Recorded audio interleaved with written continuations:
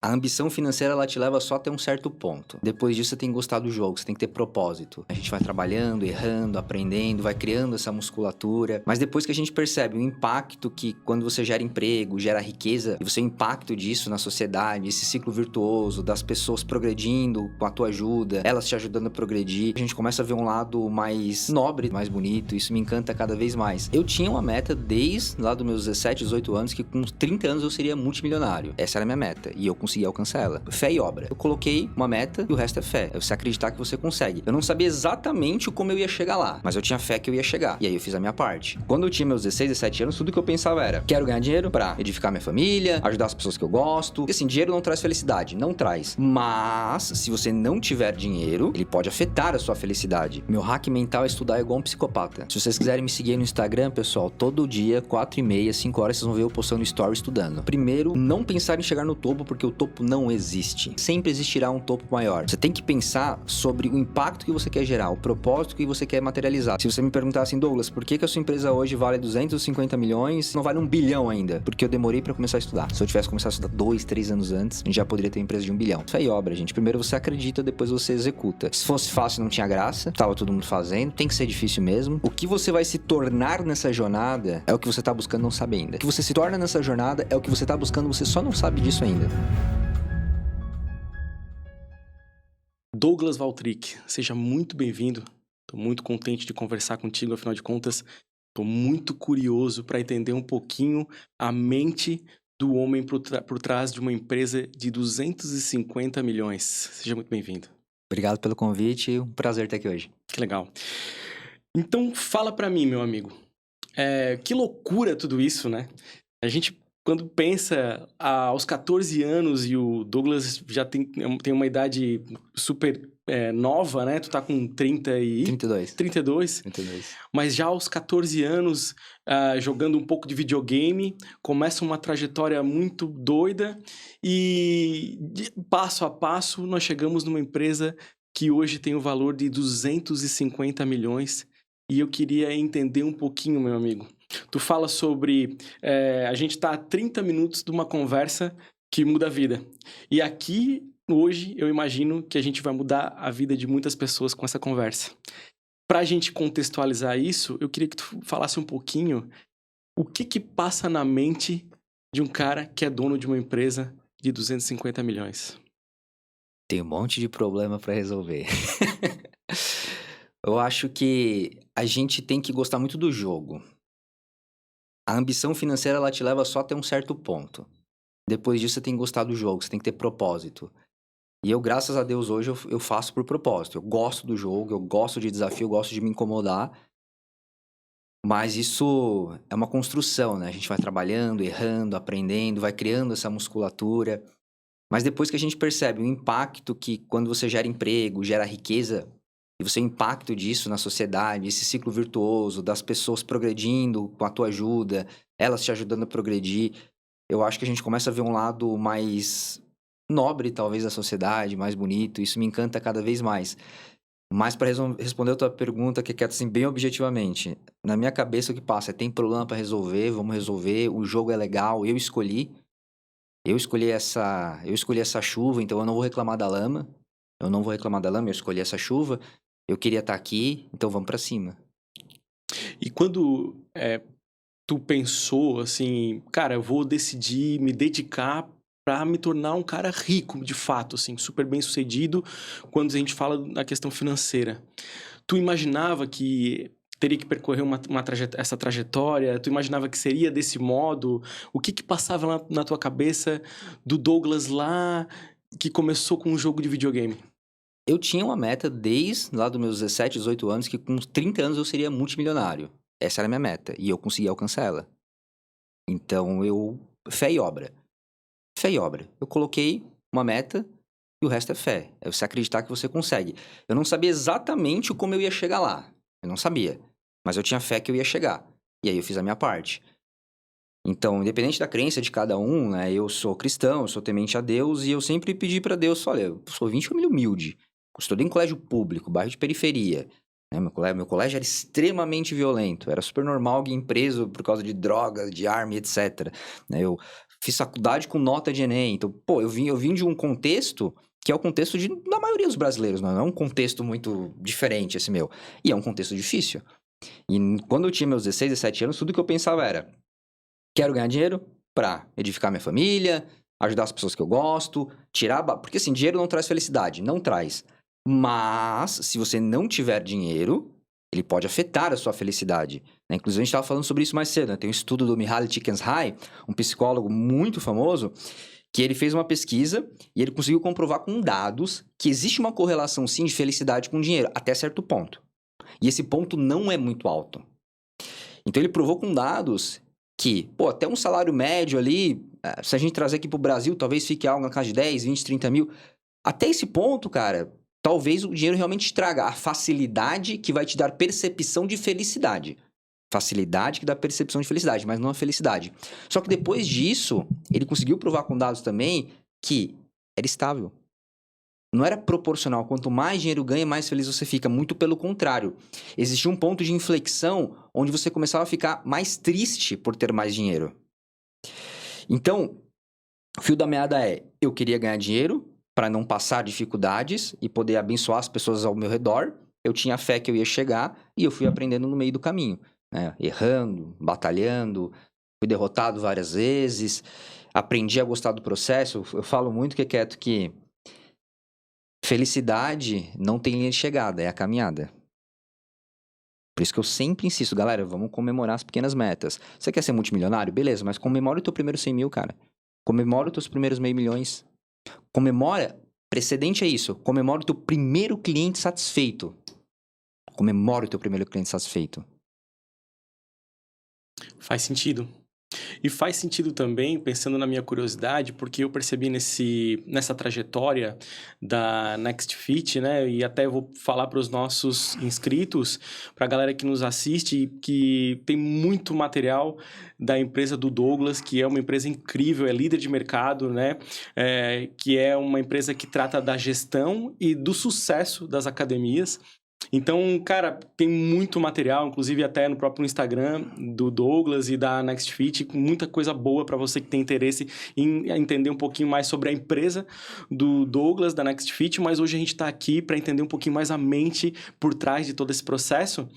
E tu falou sobre passo a passo e eu, vendo um pouquinho dessa trajetória, percebi que teve um determinado momento onde pintou um aporte de 1 milhão.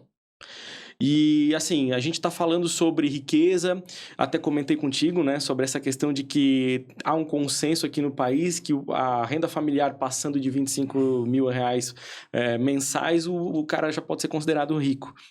Então, assim, a gente sabe que o Douglas já passou esse patamar e assim, eu queria entender um pouquinho o que passou, qual foi a tua sensação quando pintou essa grana na tua mente, assim, na tua mão, e qual foi o caminho que tu resolveu escolher para esse primeiro passo? Legal. O mais engraçado, eu vou contar a história por trás do primeiro aporte. A gente começou a entregar resultado para os clientes, a gente já tinha uns 500 clientes. Até é bacana falar, porque já aconteceu de eu estar dando uma palestra, alguém levantar a mão e falar assim: ah, mas com investimento é fácil, né? Só que esses investidores, eles investem no cavalo vencedor. E o trabalho deles é fazer uma análise financeira e estratégica profunda no seu negócio, um diagnóstico para entender se você é o cavalo vencedor. Então, se esses caras estão investindo em você, é porque eles têm alta probabilidade de você ser o cavalo vencedor. Então, quando a gente recebeu o primeiro aporte, para mim, o que mais me deixou feliz não foi nem o dinheiro, foi a validação. Porque os caras que investiram em mim, Joel J., um dos maiores empresários e influenciadores do país, uma das mentes mais brilhantes do país.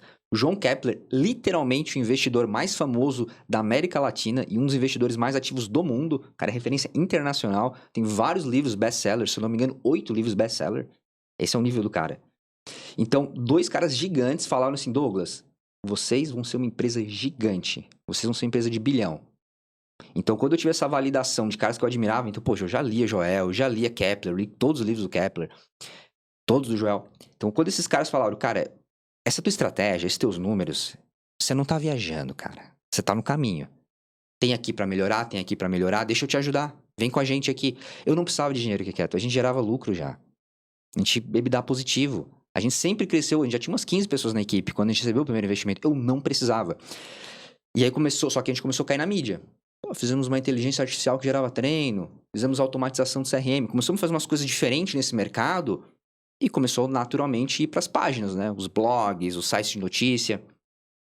Eu lembro que saiu uma matéria nossa, se eu não me engano foi na Veja, eu não lembro qual foi o site, mas um desses famosos.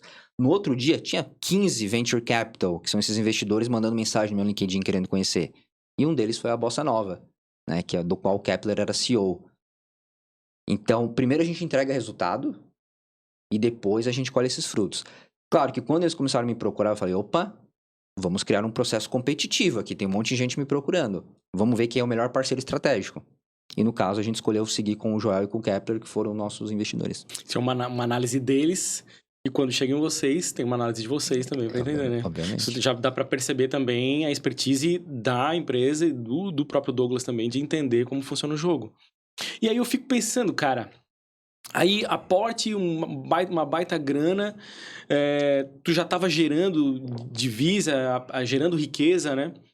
Mas, cara, como não se deslumbrar com essa grana, assim, velho? Que uma coisa que pinta muito na minha cabeça, assim, a gente começa a enriquecer e precisa de uma estrutura psicológica para lidar com isso, né?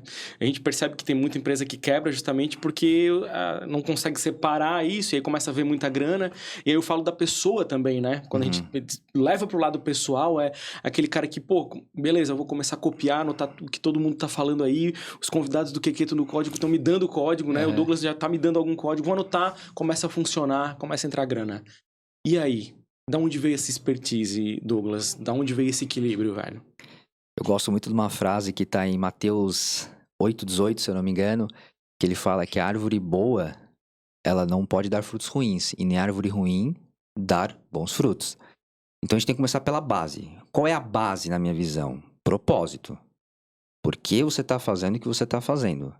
Eu sou apaixonado pelo segmento de atividade física. A atividade física, mudou a minha vida. Começar a praticar atividade física me transformou numa pessoa com mais produtividade, mais eficiente, com mais autoestima, mais feliz, me ajudou a socializar, me ajudou a ter uma vida mais longeva, mais plena, me ajudou sobre autocontrole, sobre inteligência emocional. A atividade física mudou a minha vida. E toda pessoa que é atleta, que começou muito cedo a praticar esporte, sabe do que eu estou falando. Atividade física muda a vida. Logo, se eu estou ajudando donos de academia a fazerem mais pessoas sentirem o que eu senti, que essa transformação da atividade física, para mim é o que me motiva. Então, sempre treinei há 12 anos ininterruptos, eu era um apaixonado por esse segmento. Então, poder estar dentro desse meio me apetecia muito, e me apetece até hoje. E quando eu comecei a ajudar os donos de academia, e eles começaram a ter resultado, isso me motivou ainda mais. Tem um livro que eu gosto muito, do Daniel Pink, que chama Motivação 3.0. Ele fala para que você estar motivado, você tem que dar um check em 3 itens. Primeiro de tudo, você tem que ter autonomia no que você está fazendo, sem microgerenciamento. Então, eu tinha liberdade para trabalhar no meu projeto da forma que eu achava mais adequada. Ele fala que você tem que estar no seu campo de excelência. O que é o seu campo de excelência? É quando você está trabalhando com algo que você sente que os seus talentos estão sendo utilizados. Então, eu poderia ser um programador? Poderia. Eu tenho lógica para isso. Mas eu nunca seria um programador como os meus 2 sócios, o Guilherme e o Luiz. Porque eles naturalmente têm um dom de lógica muito, muito acima da média. Eu ficaria, 10 anos para conseguir programar o que eles fazem em meses. Mas eu poderia ser um bom programador ainda assim. Mas não é meu campo de excelência. E por fim, o mais importante, que é um fator intrínseco, é o que vem de dentro. É o motivo. É uma coisa que ela não precisa fazer sentido para ninguém, exceto para você. Eu gosto de fazer isso porque eu gosto de ajudar pessoas.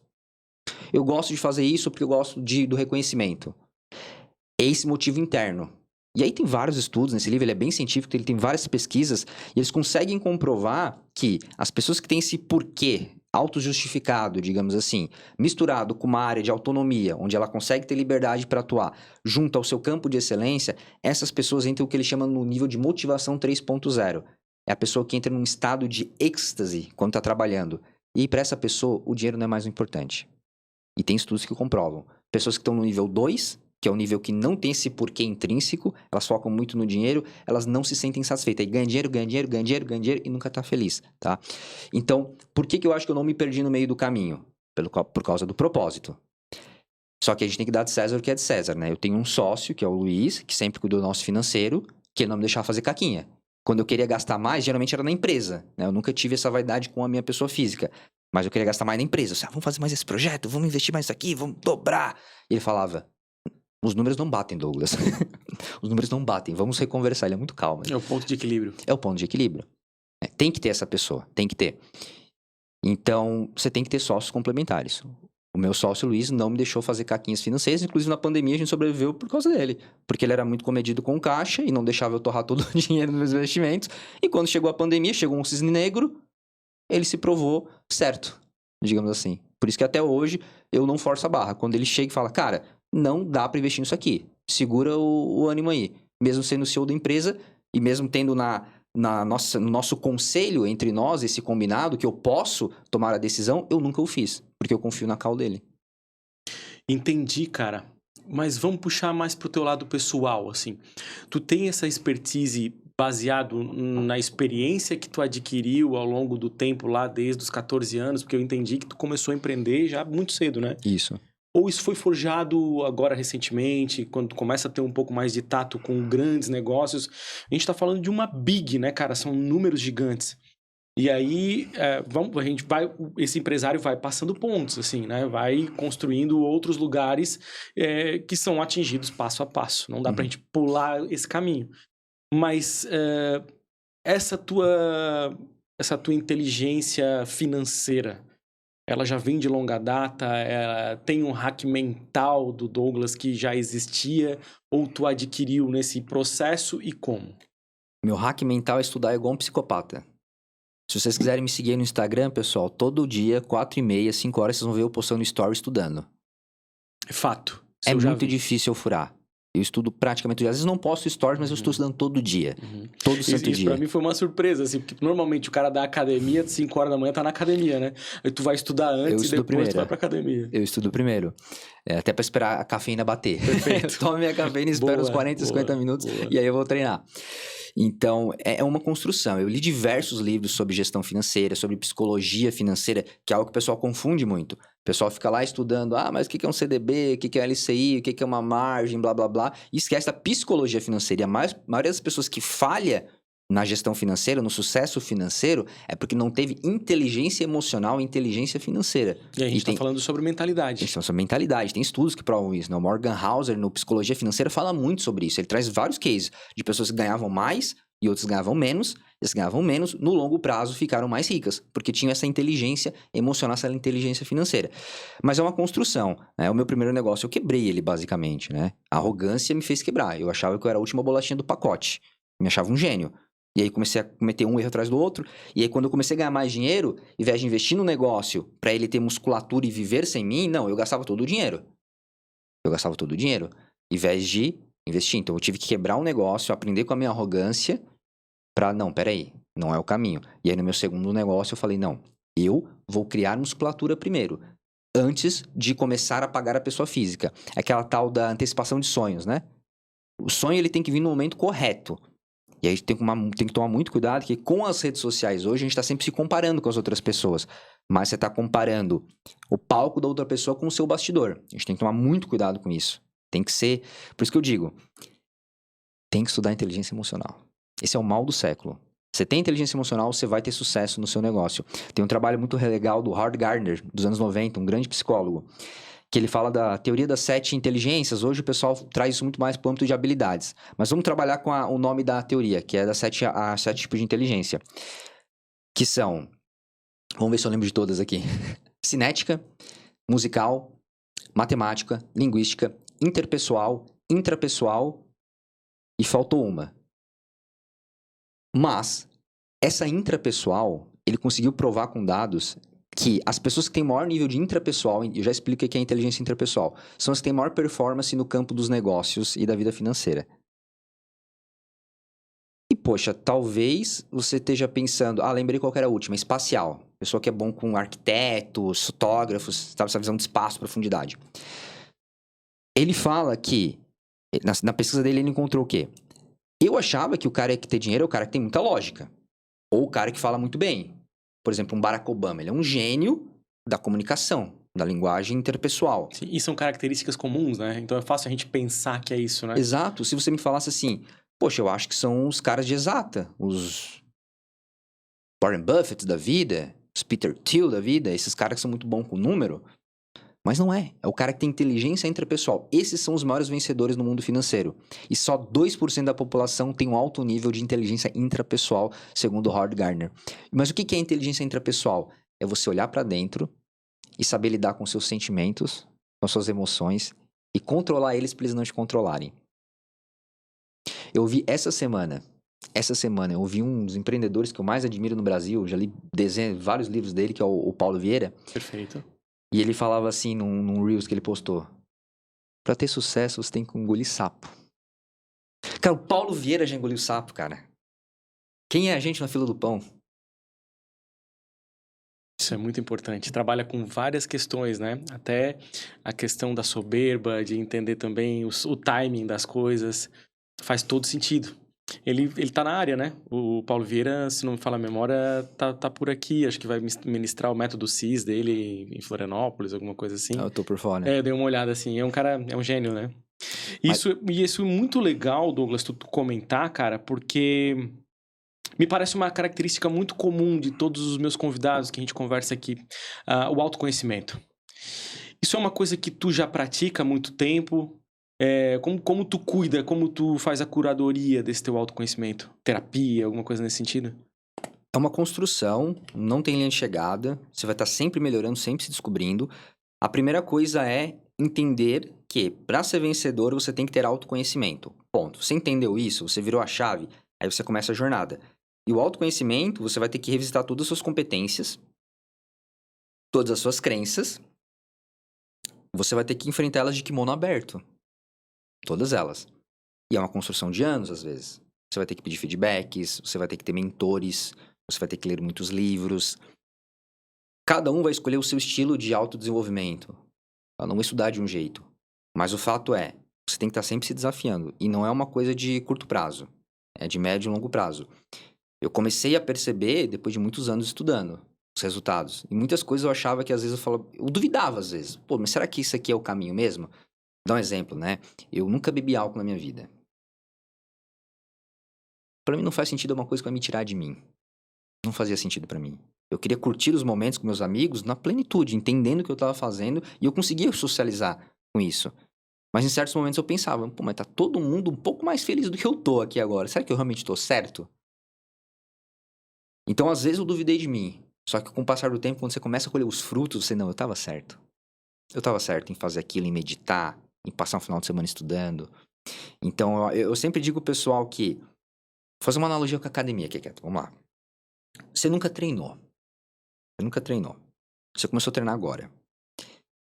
Você vai fazer dia do lixo? Não vai fazer dia do lixo. Por quê? Você vai atrasar os teus primeiros resultados. E isso vai te desanimar. Agora, se você começar a treinar e você for muito psicopata com a sua alimentação, você vai ter ganhos mais rápidos. Você vai se motivar mais. E aí você entra num ciclo virtuoso do hábito. Porque todo hábito que tem um benefício, ele cria gatilho. O poder do hábito, Charles Duhigg. Então você tem que criar a recompensa para ativar o gatilho. Então sempre que você treinar e sair da academia, tirar a camiseta e olhar no espelho e gostar, gatilho. Quero ir pra academia hoje, porque eu vou dar aquele pump. E não seja diferente no teu desenvolvimento pessoal. Então você começa a estudar. No começo você não vai ver resultado. Passou alguns anos, você começa a ver resultado. Aí você começa a gostar. Eu não vim de fábrica um leitor. Pra ser bem sincero, até hoje, eu prefiro ler um mangá.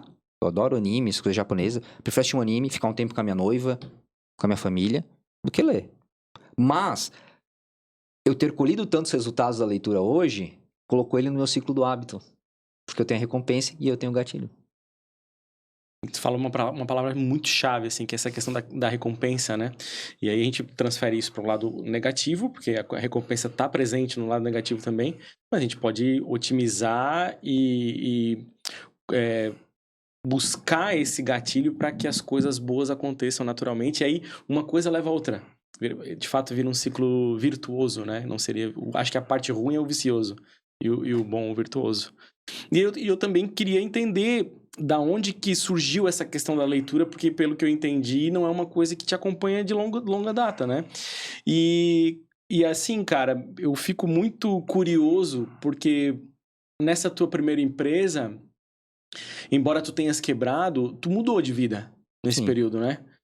E, essa maturidade, pô, tu tinha 18, 19 anos, né? Eu comecei com 16, com 14 anos eu já jogava, foi um jogo online que a gente criou. Eu já jogava desde os 14, com 16 eu comecei o jogo. Eu tenho um exemplo dentro de casa que é o meu irmão, né, o Guilherme, que é meu sócio hoje na NextFit também. E ele sempre foi um empreendedor e ele é um gênio, assim, nível de QI, ele é realmente genial. Então ele sempre me mostrou muito que, cara, problemas lógicos são resolvíveis, não importa quais sejam eles. Então, desde pequeno ele me ensinou, ele é 2 anos mais velho, ele sempre me ensinou, cara, não tem BO que a gente não resolva com a lógica. Então ele já programava desde 12, 13 anos, um desses caras que você vê nos Caraca, filmes, assim, fora da curva totalmente fora da curva. E tanto que era a gente almoçando, eu falando pra ele, eu era um dos melhores num jogo online lá no Brasil, e eu entendia tudo de jogo, e ele jogava também. E eu falei, pô, cara, e se a gente fizesse um jogo nosso e tal? Ele disse, cara, se eu faço com o pé nas costas, 2 meses, vamos fazer? Vamos. E aí eu pensei na estratégia, no marketing, eu comecei a estudar tráfego pago, copy, landing page, vendas, eu cuidei dessa parte de marketing e vendas, e ele foi lá programar um jogo que, sei lá, pode botar 10 programadores, os cara não faz. Não faz. Ele fez sozinho. Há mais de 10 anos atrás. Mais de 10 anos atrás. 2009. Caraca. Que pé na porta, hein? E toda essa loucura, assim, cara, precoce, como equilíbrio nisso tudo, assim, cara, além, obviamente, do contato com o Guilherme, que eu acho que, né, tu falou sobre isso, é basicamente, e ele é teu sócio, né, complementar, né, me parece muito complementar, ele muito técnico e tu bem comercial, então, naturalmente as coisas tendem a dar certo nesse sentido. Mas além disso, assim, cara, tinha algum suporte nesse sentido? Tem alguma coisa que tu poderia dizer pra galera assim, cara, se tu tiver com isso próximo, a probabilidade de dar certo é muito grande. Tem aquela máxima que eles falam, você é a média das 3, 4, 5 pessoas que você tá ao teu redor. Mas Douglas, que nem você, eu vim de um bairro de subúrbio, de um colégio, para não dizer ruim, um colégio comedido. Eu não conheço essas pessoas excepcionais para me aprender por osmose. Lê, novamente. Porque quando você tá ali passando horas lendo, você tá tendo acesso à mente de pessoas brilhantes. E é muito mais fácil aprender com os erros dos outros. Então, leia muito que você estará passando o tempo com grandes mentes. Essa é uma forma. Hoje em dia, também tem os podcasts, tem vídeos no YouTube, tem plataformas. Eu, particularmente, acredito que você tem que usar tudo. Você tem que usar tudo. Tem assunto que só vai vir no podcast, não vai ter no livro. Então, você tem que usar todos os recursos possíveis, inclusive os mentores. Então, claro, se você é uma empresa que fatura 100 mil, você não vai buscar um mentor de uma empresa que fatura 1 bilhão. Você vai buscar um mentor de uma empresa que fatura 1 milhão. Ele te ajuda a chegar até lá. Aí você muda de mentor. Aí você vai para o mentor que fatura 10, 20, 30 milhões. Então você tem que ter mentores na sua jornada. E mentores para os diferentes desafios. Um mentor de gestão, um mentor de marketing, um mentor de desenvolvimento pessoal. Então você tem que ter N mentores na sua vida. Mentores fixos, mentores que podem variar, né? Eu gosto muito de aprender com os outros, assim. Pô, tem um monte de gente que já errou, né? Então eu vou aprender com o erro dos outros. É muito mais fácil, muito mais barato. Isso mudou muito a tua vida, assim, cara, falando pessoalmente. Agora a gente esquece um pouquinho a empresa e fala do Douglas gerindo o negócio pessoal dele, né? É Prolabore que a gente fala, né? Mudou muito a tua vida, lógico, a gente sabe que tu já tá num patamar de sucesso financeiro muito alto, isso fruto, obviamente, de muito trabalho, isso que fica muito claro, porque não cai do céu, a gente gosta de olhar o balde cheio d'água, mas esquece quantos pinguinhos de água caiu nesse trajeto. Eu contextualizo isso para te deixar à vontade, para te falar um pouquinho de como é a tua vida pessoal hoje e os frutos que tu colhe desse sucesso. Legal. Hoje, graças a Deus, eu não preciso trabalhar, e nem a minha família, e provavelmente nem os meus filhos, graças a Deus. Então, mas eu gosto. Quando você... Inclusive, um detalhe muito interessante que eu não conheço uma pessoa que tenha sucesso em qualquer coisa na vida, que ela não goste daquilo. Vou te dar um exemplo. Inclusive, um desafio pro pessoal de casa também. Quantas pessoas shapeadas, com aquele tanquinho, aquele corpo bonito... Vocês conhecem que não gosta de treinar. Todas elas gostam. Você conhece um campeão, sei lá, de tênis, que não é psicopata, que é apaixonado pelo negócio? Não conhece. Você não conhece um podcaster famoso que não sabe tudo do estúdio? Tava vendo outro dia um podcast do Flow e, cara, o apresentador, ele sabe toda a tecnicidade do negócio, na marca do microfone, não sei, sabe tudo. O Igor, né? Ele sabe tudo, Uhum. cara. O cara é uma máquina do assunto. Ele provavelmente sabe dados que às vezes até uns caras que trabalham no eletrônico ali não sabem sobre isso. Então, você não chega lá sem gostar muito, sem ser apaixonado pelo processo. Então, você tem que se apaixonar pelo processo. Eu me apaixonei pelo processo. Hoje, graças a Deus, tenho uma vida muito boa, trabalho porque realmente quero e uso muito do meu tempo também para dar give back. Então, para ajudar outras pessoas a chegarem onde eu cheguei. Então, hoje eu dou mentorias para outras empresas, muitas vezes sem cobrar nada. Inclusive, lancei um livro esse ano, um livro chamado No Brain No Gain, um guia prático de gestão e liderança para negócios fitness e esportivos. Então, o livro não dá dinheiro no Brasil. Ainda mais um livro de 400 páginas, tá? Um livro de 400 páginas. Inclusive, trouxe um para te dar de presente, tá? Que legal. Pode pegar aí que eu já dou agora, ao vivo aqui. Isso aí. Vou dar uma olhada aqui. Que legal, cara. No Brain No Gain, um guia prático de gestão e liderança. Que 400 páginas de métodos, cases, ferramentas, dados.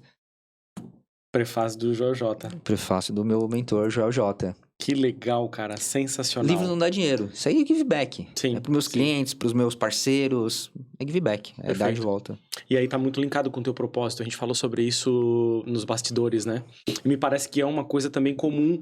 Eu pergunto muito pra galera aqui, cara, me dá 5 atitudes, 5 hacks diários que tu faz que todo mundo poderia praticar e que te ajudam a chegar no patamar da riqueza. E o propósito, ele tá sempre no meio desse hack, assim, né? Sempre tem alguém dizendo... Sempre tem, em algum ponto, alguns colocam no top 1, top 2, top 3, mas ele tá sempre ali. E eu acho que isso aqui faz parte do teu propósito também. Com certeza. E... Os feedbacks que mais me animam, Keketo, é esse tipo de feedback. O cliente que chega pra mim e fala, cara, o conteúdo de vocês, o software de vocês mudou a minha vida. Eu tava falindo, eu comecei a usar a tecnologia de vocês, cresci tanto o faturamento. São inúmeros feedbacks desse tipo. A gente fez um evento mês passado para mais de 1.000 gestores, lá em São Paulo. Um super evento. A gente trouxe Jorge J, Renato Cariani, Alfredo Soares do G4, vários nomes grandes. Um evento de conteúdo, para gerar transformação pro dono das academias. A gente entende muito que tecnologia é meio e não fim. Então, não adianta a gente ter a melhor e maior tecnologia do mercado se o dono da academia não sabe usar a tecnologia. Então, a gente gera muito conteúdo para eles nas redes sociais, YouTube, Instagram e eventos presenciais. Então, esse evento presencial era de conteúdo para transformação, certo? Só que, nesse evento a gente acaba conversando com clientes que no digital a gente não tem esse contato. É a pessoa que ela, às vezes não para fazer um comentário no teu YouTube, no teu Instagram. E aí é fila de pessoa para dar feedback pra gente. Fila. Eu fiquei 3 horas, literalmente, autografando o livro e ouvindo história. 3 horas. Isso porque o evento acabou. Teve um cara que veio de 3.000 quilômetros de distância. 3.000 quilômetros de distância. Eu falei, cara, eu nem sabia que tinha 3.000 quilômetros de distância de São Paulo para qualquer lugar. Você veio de fora do país. Cara, eu vim aqui porque vocês mudaram a minha vida. A tecnologia de vocês, o conteúdo de vocês mudou a minha vida. Eu tenho que vir aqui te agradecer olhando no teu olho. Isso não tem preço. Não tem preço. É que nem o Mihaly Csikszentmihalyi, ele constatou na pesquisa dele. Dinheiro é legal, ele te ajuda até esse ponto. Mas depois disso, o que vai te trazer felicidade é propósito. Então, foca sim em ganhar dinheiro, não falando para não fazer isso. Mas depois de um certo momento, cara, é propósito. Parece que é uma consequência de um bom trabalho, do trabalho feito dessa realização financeira. Mas aí eu quero te provocar um pouco mais, assim, nesse sentido da vida pessoal do Douglas, né? Um primeiro aporte de 1 milhão, um segundo aporte de 5 milhões, um outro aporte de 50 milhões. Então, a gente está falando de cifras gigantescas, que é muito comum para ti, que tem uma empresa, né, com esse valuation absurdo. Mas para a galera que está nos ouvindo, assim, eu acho que fica pensando, né? Cara, o que passa na cabeça de um cara que tem um patrimônio de 250 milhões? Eu sei que é um monte de coisa para resolver, porque o tio do Peter Parker já falava, né?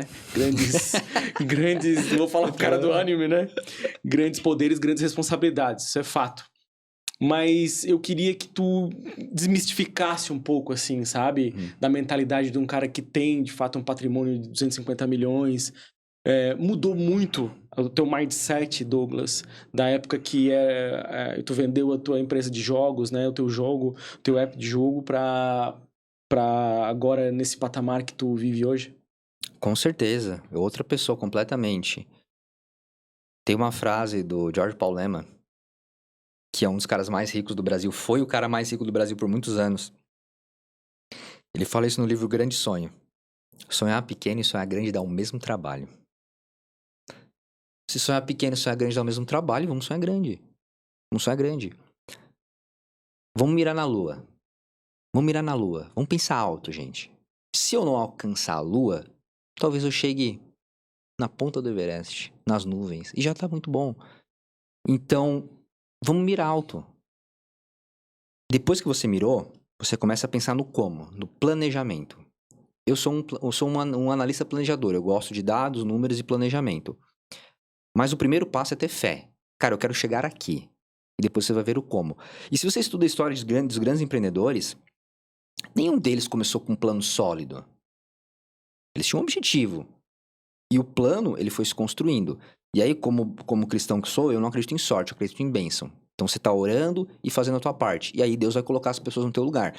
Na minha empresa, teve várias pessoas que apareceram do nada e fizeram coisas extraordinárias lá dentro que eu não era capaz de fazer.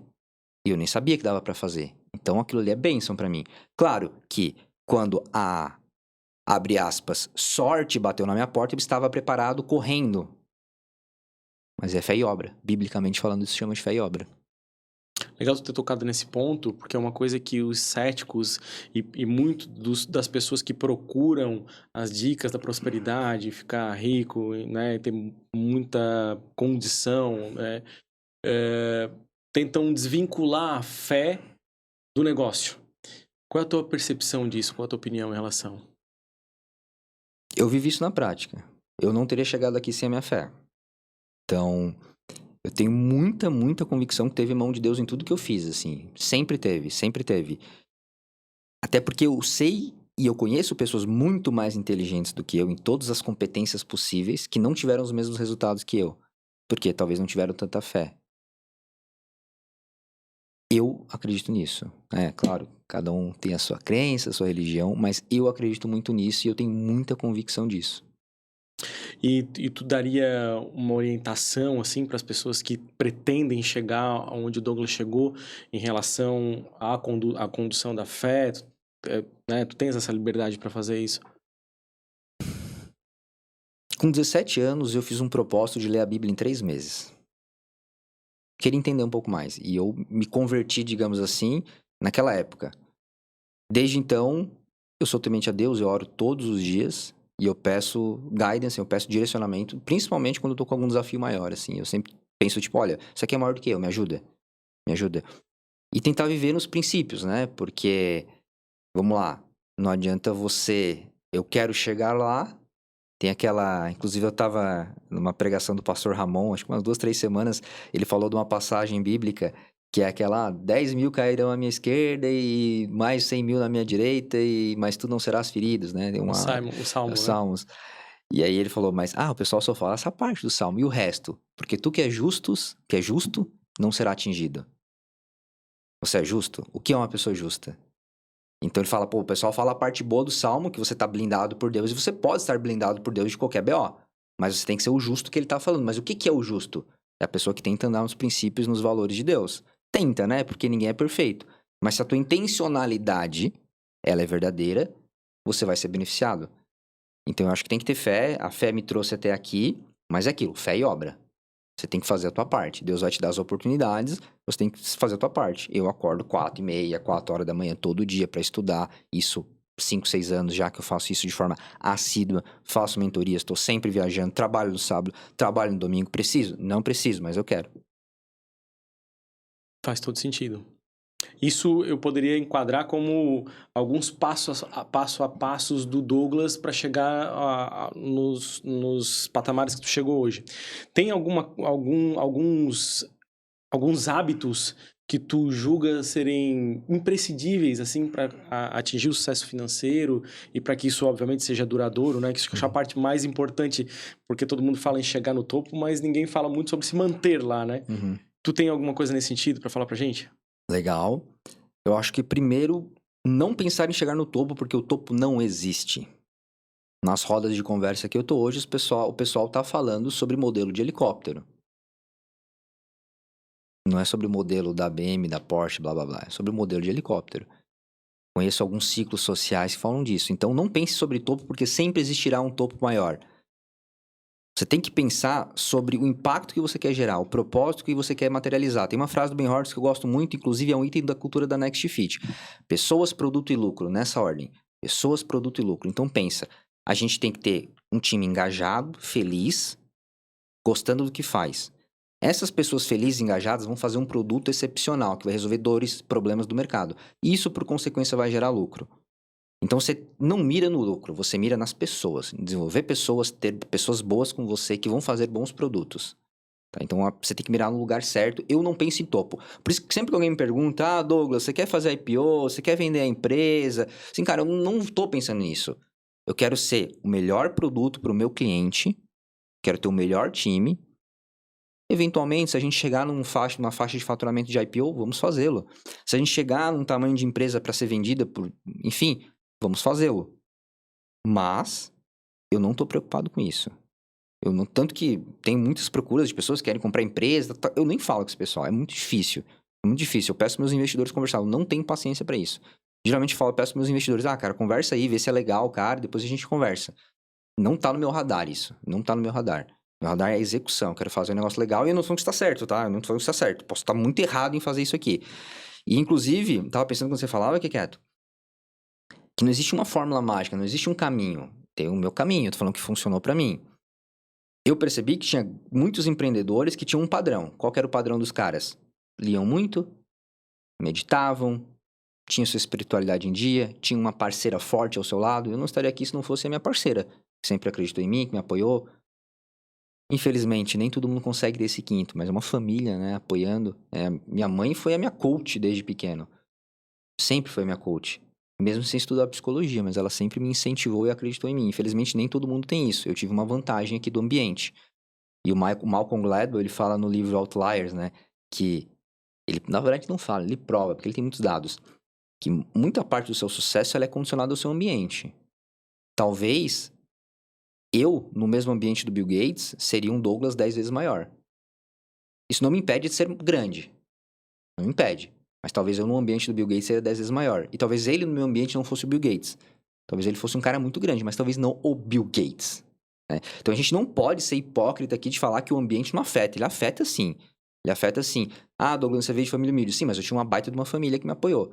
Então o ambiente ele afeta, mas ele não é decisor. Eu acredito na meritocracia.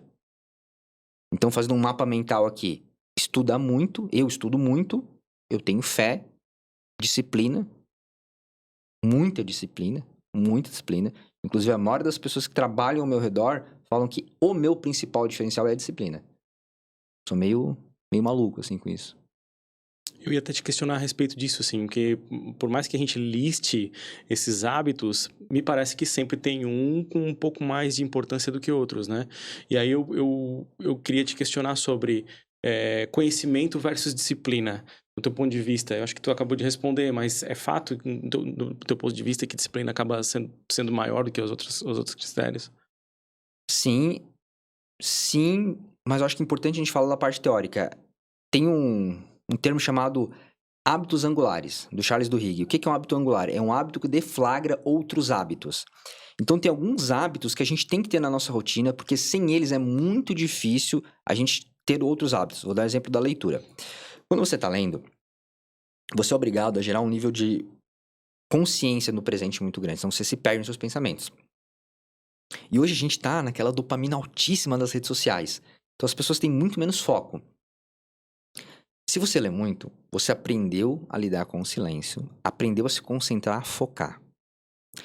Isso vai fazer numa conversa, você também conseguir se concentrar na pessoa. E se você se concentra no que a pessoa está falando, você vai fazer boas perguntas, você vai perceber as falhas no raciocínio dela. E aí você vai ter uma reunião de trabalho muito mais produtiva. Você vai atender melhor o seu cliente, o seu paciente. Então percebe que esse é um hábito que ele deflagra outros hábitos. Outro exemplo é da atividade física. Quando você treina, você ativa o teu córtex pré-frontal. Digamos que você dá uma chacoalhada nele e fala assim, cara, acorda. O córtex pré-frontal é responsável pela tomada de decisões lógicas. Então é muito mais provável que o cara que treinou de manhã consiga recusar uma coxinha às 9 da manhã, quando os amigos falam assim, vamos ali na padaria, vamos ali na padoca.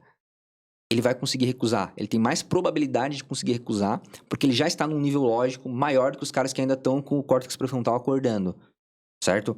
Então, e eu poderia dar vários outros exemplos desses hábitos angulares. Então, eu acho que todo mundo tem que ter esses hábitos angulares numa disciplina extrema. Uma disciplina extrema.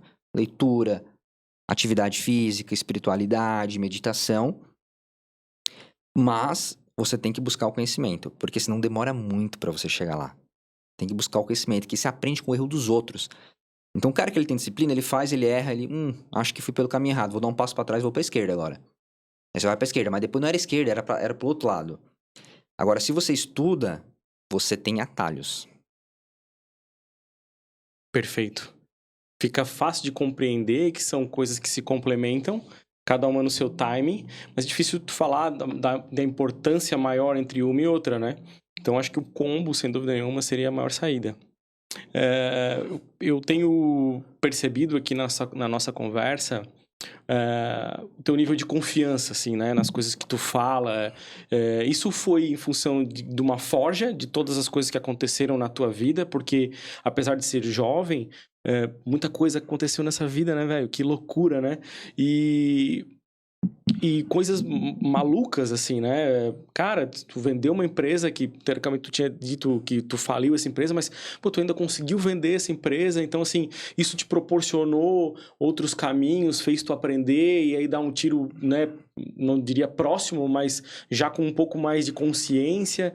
E aí veio a assertividade da Next Fit e outras coisas agregando e tal. Então, assim, a vivência versus a experiência aí tá muito próxima uma da outra, mas elas se complementam também. Mas isso é uma coisa que foi forjada em função dessa vivência, ou nos livros tu conseguiu adquirir isso também? Tem alguma coisa que tu vê que é mais importante nesse sentido? A confiança vem do preparo. Tô sempre me preparando, há muitos anos me preparando para estar onde eu tô hoje. Então eu me sinto muito confortável para falar desses assuntos e mais confortável ainda para dizer quando eu não sei falar do assunto. Eu sou o primeiro a falar numa roda de executivos ou numa reunião com meu time operacional, eu sou o primeiro a falar quando eu não entendo. E eu falo muito, eu falo muito. Gente, eu não entendi, desculpa. Vocês podem repetir? Gente, não peguei. Errei aqui. Desculpa, gente. Sou o primeiro a levantar. Inclusive, isso também está materializado no código de cultura da NextFit.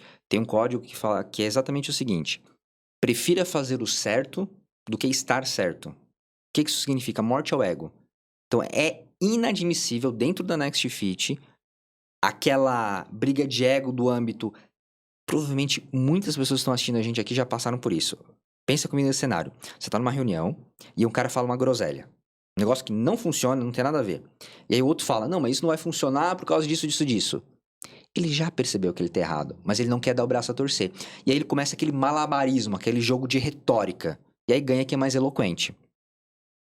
Só que a empresa perde, o time perde. Perdem tempo, perdem dinheiro e perdem resultado. Então lá na NextFit é top-down, vem de cima para baixo. Eu errei, eu sou o primeiro a levantar a mão. Então, como eu sei que eu vou falar que eu não sei, quando a gente entrar num assunto que eu não saiba de fato, que eu não tenho conhecimento, experiência, vivência, isso me deixa mais tranquilo ainda para poder falar quando eu tô confiante em alguma coisa. Tem que tomar muito cuidado com o efeito Dunning-Kruger, né?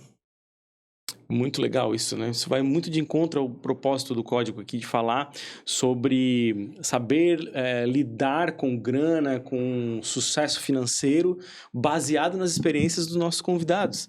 Porque é difícil tu controlar o teu ego quando tu consegue já atingir um certo patamar financeiro, e eu acredito que aqui a gente consegue minimizar um pouco esse problema de ego, né? Eu acho que o problema de ego, pelo menos na minha experiência, é geralmente com a pessoa que ela chegou lá muito mais por fatores externos do que fatores internos. Então, herdeiros, pessoas que realmente tiveram um ambiente muito, muito, muito propício. E aí a pessoa não passou pela dor do processo, porque dificuldade molda caráter. Eu já apanhei muito. Assim como o Paulo Vieira falou naquele vídeo que eu comentei mais cedo, eu já comi muito sapo, cara. Tem muito cliente já falando mal do meu produto até ele ficar bom, na minha cara. Tem muito concorrente. Quando a gente entrou no mercado, tinha sistemas, softwares que estavam há 20 anos no mercado. Já eram líderes de mercado. Hoje o top 2 do mercado não tem a metade de clientes que a gente tem. Então eu comi muito sapo, eu comi muita bola. Eu vi amigos caçoando de mim porque eu tava estudando em vez de ir pra praia com eles. Eu tive um amigo que ele chegou a rir de mim porque eu tava praticando meu inglês. E eu tinha que falar com os investidores gringos, né? Um dos nossos investidores é de fora, e eu tava praticando inglês. E ele chegou na minha casa e ele começou a rir. Ah, tá se pagando agora? Forçando o inglês aí. Eu falei, Cara, e agora, velho? E agora o Douglas nesse patamar? Como funciona essa relação, assim, dessa galera que te cerca? Não só dessa turma que tirou onda de ti, né? Que provavelmente deve estar muito arrependido. Ou então talvez o ego não chega a fazer com que eles se arrependam, né? Mas do ambiente de modo geral, assim, né, cara? É difícil pra ti lidar com o entorno, assim? Como é que funciona isso? o pastor Thiago Brunet, ele tem um livro chamado Especialista em Pessoas. Esse livro mudou a minha vida. Foi o melhor livro que eu li em 2018. Que eu acho que foi 2018 ou 2019 que ele lançou. Eu não lembro a data exatamente, mas eu lembro que o ano que eu li esse livro eu fiquei, assim, chocado. Foi o melhor livro que eu li naquele ano. E ele ensina sobre como Jesus lidava com as pessoas, com as amizades. E ele, na visão dele, o Jesus, ele separava as amizades em 3 camadas. Então pensem em um círculo externo, um círculo do meio e um círculo menor. O círculo, vamos começar pelo menor. O círculo menor, que você vai ter 3, 4, talvez 5 pessoas na sua vida, ele chama de amigos íntimos. O que são os amigos íntimos? Aqueles que você abre o seu coração. Aquela pessoa que você vai ligar de madrugada quando precisa de ajuda, quando precisa abrir o teu coração, falar dos teus perrengues. Aquela pessoa que você sabe que daria a vida por você. Então, provavelmente você vai ter seu pai, sua mãe, sua noiva, sua esposa, enfim, seu cônjuge, seu filho. Pouquíssimas pessoas. Depois a gente tem uma outra camada, que é a camada dos amigos necessários. O ser humano é um animal social. Ponto. A gente precisa de seres humanos. Então, teus colegas da faculdade, os teus amigos do bairro que estudaram com você, teus amigos de infância, etc. Você vai ter alguns amigos que eles podem migrar para o nível íntimo, mas são muitos poucos. O amigo necessário é aquele que você precisa para socializar, digamos assim, para fazer coisas juntos. E você pode adorar essa pessoa, ter vontade de abraçar, de beijar, você pode ter um carinho genuíno por essa pessoa, mas você não vai abrir teu coração. Você não vai abrir teu coração, você não vai abrir a tua fragilidade para essa pessoa. Porque ela não é tua amiga íntima. Ela não quer ter a responsabilidade pelo teu coração, pela tua fragilidade. E a gente tem a camada mais externa, que é o amigo estratégico. Que é quando eu faço amizade com você, porque você tem alguma coisa que pode me beneficiar. Douglas, mas isso você está falando que Jesus era uma pessoa que estava querendo se beneficiar em cima dos outros? Então por que ele deixava as multidões seguirem ele? Tinha um motivo, ele queria que as pessoas repassassem a palavra dele. Então, a multidão, aquelas 500 e poucas pessoas que normalmente seguiam ele, eram os amigos estratégicos. Então, Jesus se relacionava com essas pessoas em um nível distante, mas porque Jesus queria que essas pessoas materializassem a palavra dele na região, vissem o que ele estava fazendo. Os amigos necessários de Jesus eram os 12 apóstolos. Ele precisava dele para os rituais, para as dinâmicas, para tudo que ia acontecer. Só que íntimo mesmo, eram só 3. Que Jesus abriu o coração, que ele falou coisa que ia acontecer, que ele mostrava o lado, a vulnerabilidade dele um pouco mais. Então, quando eu entendi esse jogo, eu dei toda essa volta para entender. Quando eu entendi a colocar minhas amizades, cada uma na sua caixinha correta, eu me blindei. Então, hoje, pode vir uma pessoa olhar no meu olho e falar, cara, eu te amo, você é uma pessoa maravilhosa, tal. Eu sei que é um amigo, se eu sei se é um amigo íntimo, se é um necessário, se é um estratégico. Porque quando você coloca a pessoa na caixinha certa, você não se frustra. Acho que esse é o grande ponto aqui que eu esqueci de falar. Se você considera aquela pessoa um amigo íntimo, mas quando você abre seu coração e essa pessoa não responde, ela traz sua confiança, você se frustra muito. Porque teve uma quebra de expectativa. Uhum. O ódio, ele deriva muitas vezes do amor. Então, se você depende muito de uma pessoa, você gosta muito de uma pessoa, você abre seu coração pra pessoa e ela te trai, a tua confiança, isso dói muito mais. Então, se você coloca as pessoas, cada uma na sua caixinha correta, você sabe lidar com esse jogo social. E você entende que dá sim pra fazer amizades por interesse, desde que você esteja querendo ajudar também, né? Então, você pode ser meu amigo estratégico, porque eu, por exemplo, quero ser um grande comunicador que nem o Quequeto. Poxa, eu vou colar nele, quero ser um bom comunicador também. Mas quando ele precisar de mim, eu estou disposto a ajudá-lo com alguma coisa que eu saiba fazer ou que eu possa prover. Não sei se ficou claro aqui. Sem dúvida.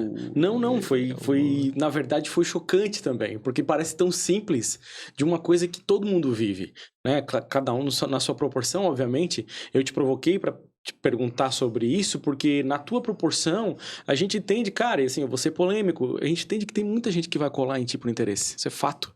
Né?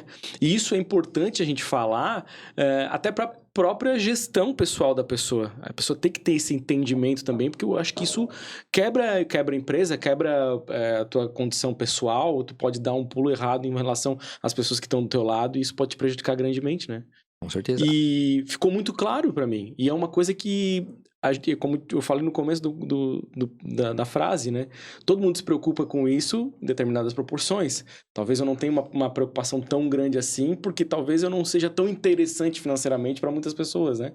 Mas dentro da minha proporção, isso é uma coisa que eu tenho que ficar ligado. Todo mundo tem, né? Nós somos... o ser humano é um bicho social. É isso, né? Gostei muito dessa frase. Vai ser anotada, sem dúvida nenhuma. E ficou muito claro, cara. Esses exemplos é a melhor maneira de a gente didaticamente mostrar o que tu quer falar, né? E o exemplo de Jesus ficou muito claro, sem dúvida nenhuma. E eu queria entender, falando pessoalmente, o quanto tu te preocupa com isso. Não a nível da empresa, né, da Next, a nível de Douglas, assim, o quanto tu dá importância para as pessoas que estão próximas de ti, o quanto tu acha que isso pode influenciar na tua vida. Legal. Eu não sou uma pessoa extrovertida. Eu não sou tímido, eu consigo falar em público, né? Parte do meu trabalho é palestrar, enfim, né?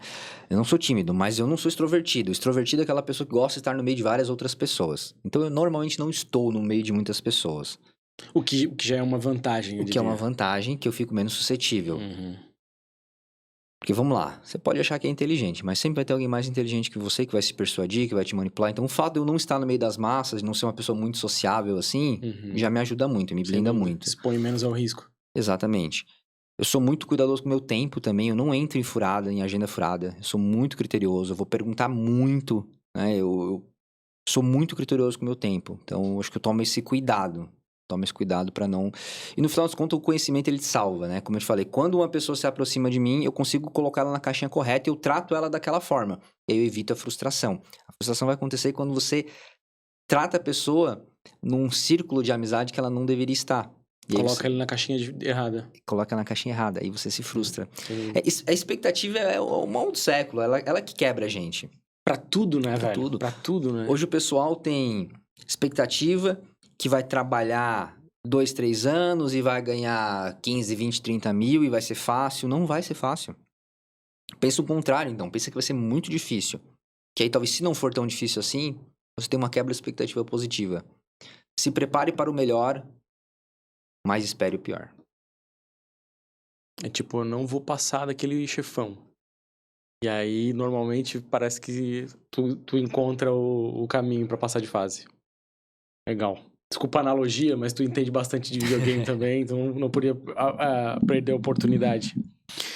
Douglas, cara, a gente tá trazendo hacks incríveis, apesar de não ser, obviamente, o objetivo, porque é uma conversa muito genuína.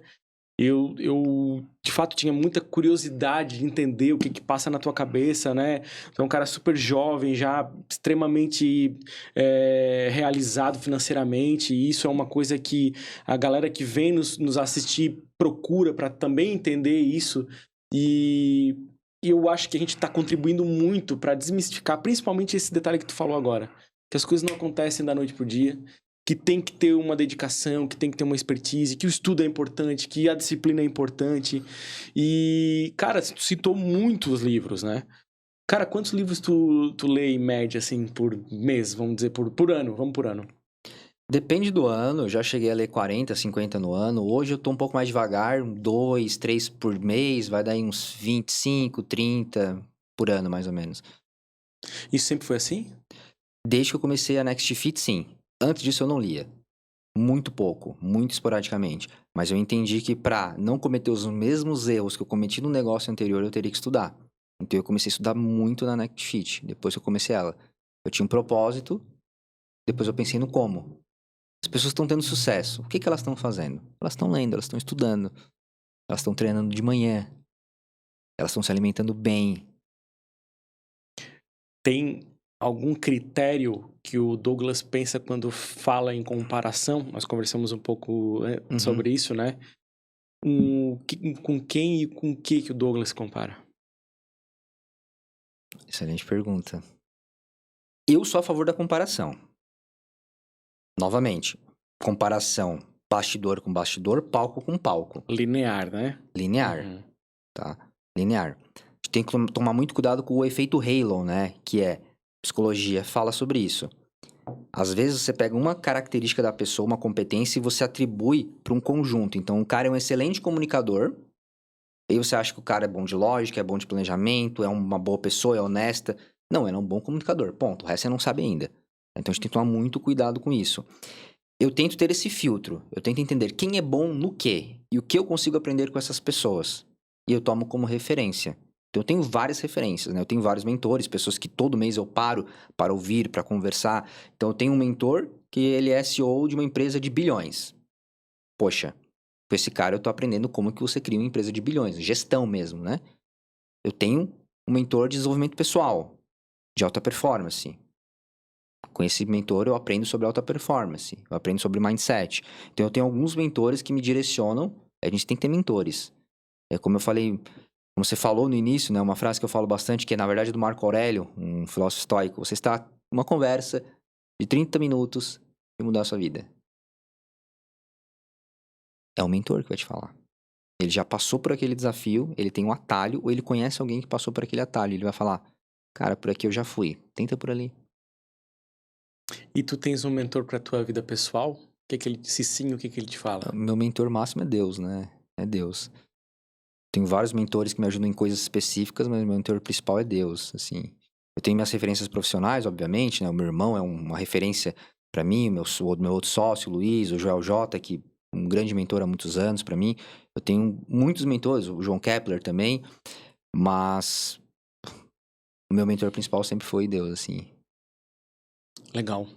E eu percebo que, assim como Jesus Cristo, né, que foi para vários lugares falar da palavra de Deus, é um cara que está em vários lugares com um propósito de edificar as pessoas, né, tanto pelos negócios, mas eu entendo também que provavelmente tu deve falar bastante sobre isso, né, sobre espiritualidade, afinal de contas faz parte do cerne da vida do Douglas.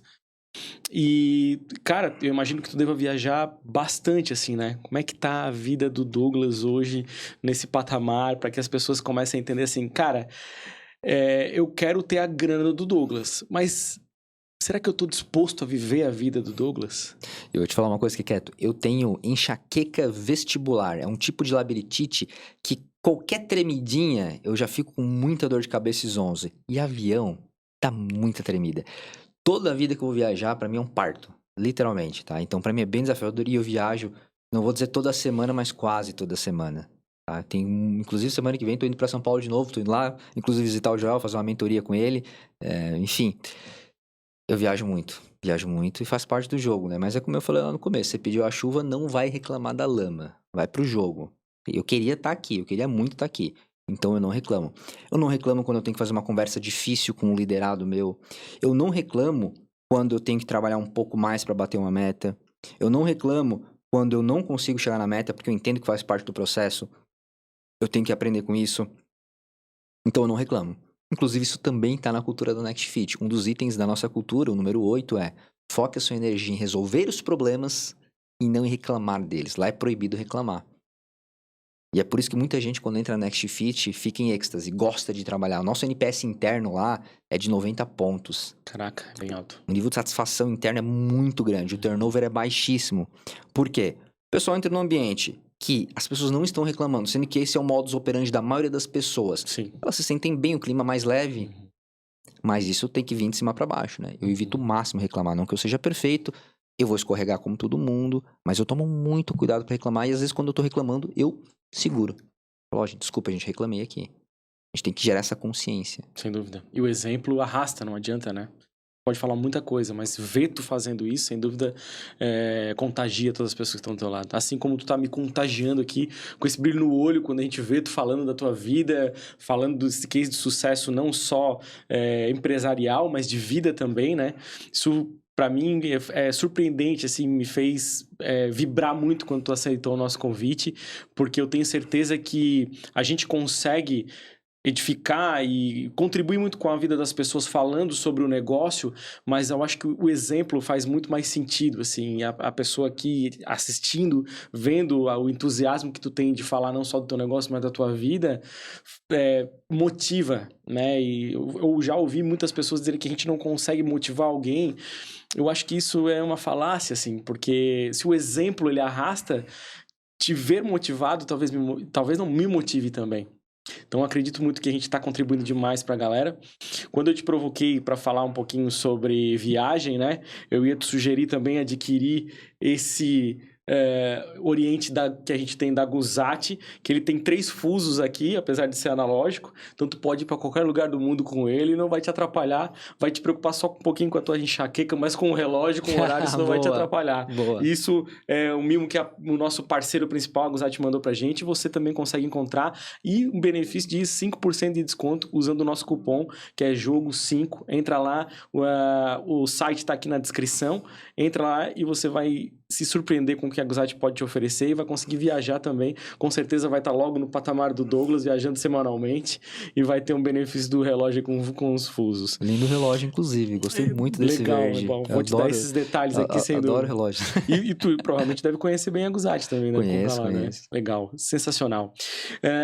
Eu queria que tu dissesse para mim se tem 3, 4 dicas que tu poderia dizer para aquele Douglas lá que quebrou, que vendeu o sistema de jogos online dele, mas que tava pensando, pô, e agora, velho? Eu já atingi um patamar, eu percebi o que eu tenho que fazer, mas eu tô passando por uma dificuldade. O que tu falaria para ele? Boa pergunta.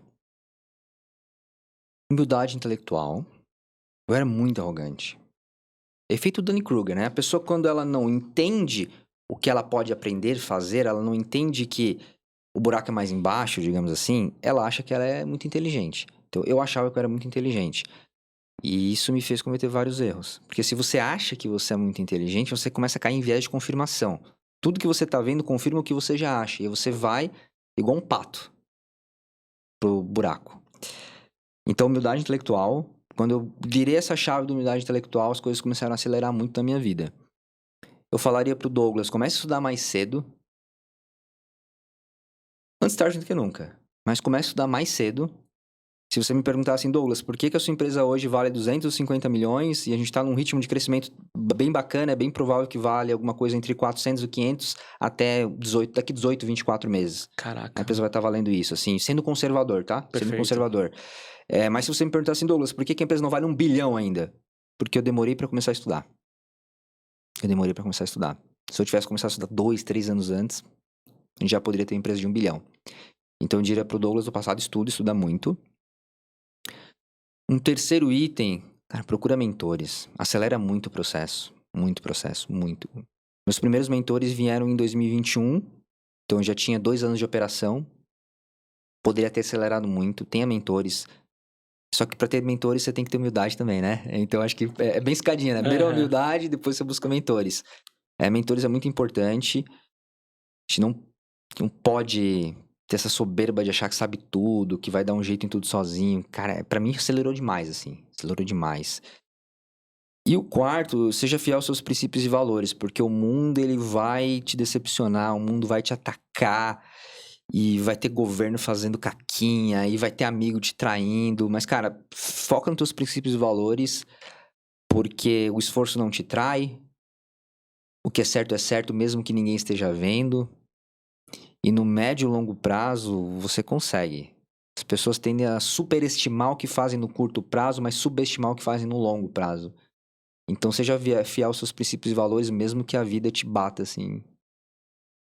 Muito bom ouvir isso de um CEO de uma empresa de mais de 250 milhões, porque a cada minuto parece que ela vai aumentando 1 milhão, sem dúvida nenhuma. Porque, de fato, a gente vive num manicômio tributário, onde o jeitinho brasileiro deveria ser ofensa e é virtude. Então, para que as pessoas comecem a entender que tu não precisa ser malandro para se dar bem aqui nesse país, né? Precisa, de fato, se especializar, porque eu acho que é uma carência do nosso país há muito tempo, né? Nós temos muitos especialistas e que não sabem de fato nada, nunca se aprofundaram em algo. Então é uma informação valiosíssima que a gente tem de um cara extremamente humilde que aprendeu a ser assim e que justifica todo o sucesso que tem. Então quero te parabenizar demais, não pelo sucesso financeiro, não por ser um cara rico, financeiramente falando, mas por ser um cara rico de valores. Obrigado. E que eu acredito que seja quase 80% de todo esse processo. Acho que a base, né, a parte sólida do negócio vem disso aí. Eu acho que tu concorda com isso. Obrigado, Keto. Muito obrigado. Que é isso, eu que agradeço. Quero conversar agora direto com você, que ficou até agora, foi inteligente e que já se inscreveu no canal, porque você fazendo esse movimento simples, você vai fazer com que a gente siga mandando conteúdo para você. Nós temos também o nosso canal de cortes e que vai estar lá recheado de conteúdo para que você edifique sua vida e chegue aonde você quer chegar, porque com todos esses valores, essas dicas que o Douglas deu aqui pra gente, que nossos outros convidados deram, eu não tenho dúvida. Tu tem alguma dúvida, Douglas, se o cara vai chegar ou não vai seguindo isso? Vai dar ROI. Com certeza. Obrigado a vocês. Se inscrevam no nosso canal, se inscrevam no nosso canal de corte também. Sigam a gente no Instagram. Douglas, dá os tuas redes sociais, por favor, e fala o que tu achar pertinente agora para quem tá nos ouvindo. Obrigado pelo papo, que foi um prazer estar aqui. O papo foi muito gostoso, eu nem vi o tempo passar.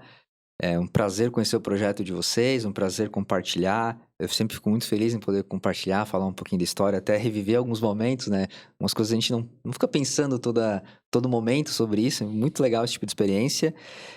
Pro pessoal que tá ouvindo a gente, vou repetir algo que eu já falei aqui umas 10 vezes, mas para realmente sintetizar, cauterizar isso na cabeça de vocês, fé e obra, gente. Primeiro você acredita, depois você executa.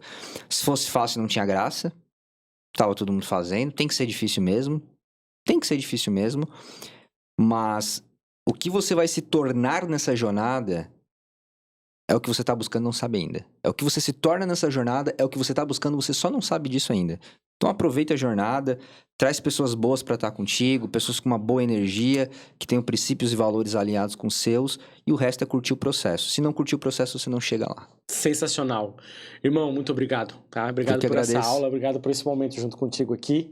Obrigado a você que ficou até aqui conosco. E fique ligado, ative o sininho, ative as notificações. Logo, logo tem mais um podcast aqui com muitas dicas do Código do Jogo. Até mais. Tchau, tchau.